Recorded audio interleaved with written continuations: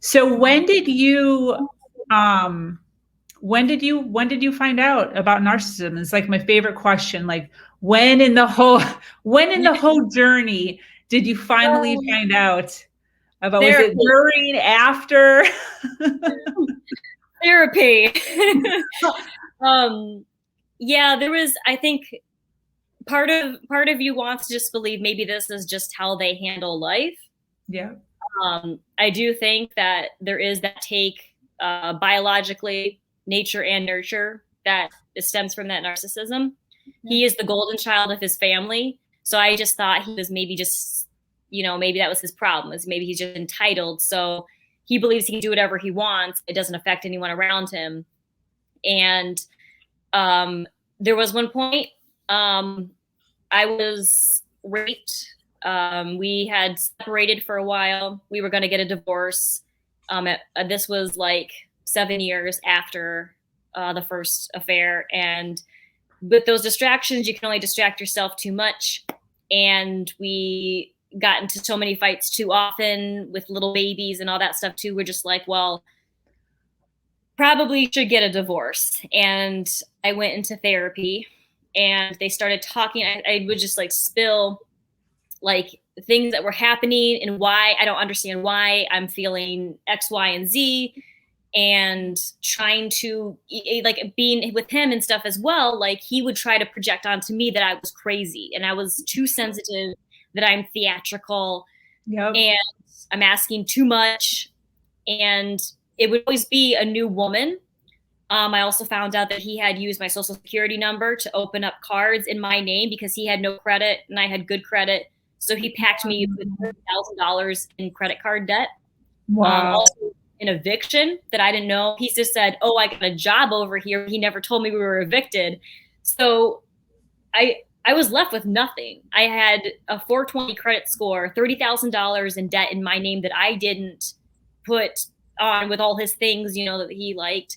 And I went into therapy, and then a friend of mine ended up contacting me, and we were platonic friends, but it was like, you're going through this hard time, you're in therapy, you're ready to move on with your 2 kids, and you have a friend from high school that's like, they just get you, that you just guys remember the good times together. So I started like talking to him, and he ended up telling me that he wanted to be in a relationship. And I said, no, I don't think of you that way. He ended up raping me. He ended up drugging me with Xanax. I guess he did it with my drink, and I was passed out and I got raped. I did the whole rape kit and talking to a detective and everything.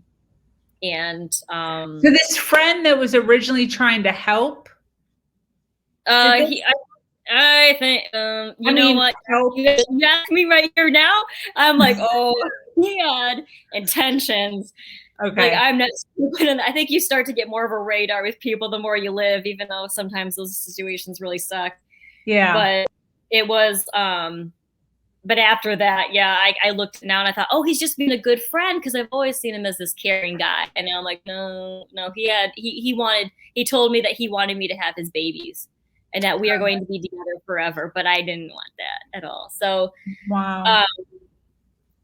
That was like another reason to go into therapy. But then he ended up, my ex came back into my life, and he's like, I want to fix things. I don't want to be without you.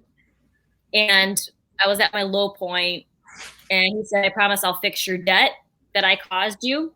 I promise that you will have access to all information on my phone, so I don't worry about other girls. And I'm going to be here for you, because I spilled to him that I was raped. And I said to him like what I went through, and he's like, I will be here for you for your therapy to get through this together. Wow. So, okay. love bombing. Yeah. All the way circle back to square one. Like, I will be your rock and I will love you. So 2 weeks after we got back together, he started telling me the men you slept with when we weren't together. We were gonna divorce, and the one guy who raped me was the men at my hoe phase. And when I'm over here, I talked to a detective, Sabrina, and they told me the way that he had done things, the guy who raped me, I will never see him go to jail. He will never get I will never get my day where I see him in handcuffs and in jail. They said the way that he did things was just, she said, honey, it's probably better for you to go through therapy and just let this all go than to think you'll ever be able to prosecute him and have it be successful. Wow. And the guy did have a background in that kind of stuff. Like he was very intelligent in that respect. And so I'm telling everyone out there, you go through that stuff, you feel extremely alone. It's with narcissism. A lot of people don't understand. And you don't expect them to be 100% empathetic unless they've been there, but you still can see that it's a sensitive thing, and people always try their best to help others, you know, where they can in whatever trauma they've been through. And when I'm over here, like getting therapy, also trying to work, be a mom, and fix my marriage, he started using my rape as ammunition. Oh. And so when you have someone who says that they love you, and they're like, I'm taking this vulnerable thing that you have shared with me about yourself, and I'm going to keep it safe here. Yeah. Just turn around and say, you are damaged goods. Yeah. You're a POS, you know, and tell you these things. I started actually talking to a lot of these things with my therapist, and she said, you're dealing with a narcissist. And that's the first time that I ever heard it, but it had to take like, and I don't mean to drag that out, but it's kind of that little story, you know, of that. It's all those things. Like it's like a textbook narcissist, that they will take something valuable of you with, I have a good heart, don't worry, you're safe with me, just to be like, you are nothing. And he had one point where I was crying on the floor, just like beyond myself, and he smirked. He had that little side smirk and walked away.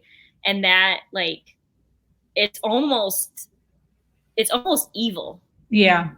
Though you can tell a lot by a person's eyes, you know, and that bothered me so much, that this was, I mean, everyone's flawed, everyone's mistakes, but to be like, that's my children's father.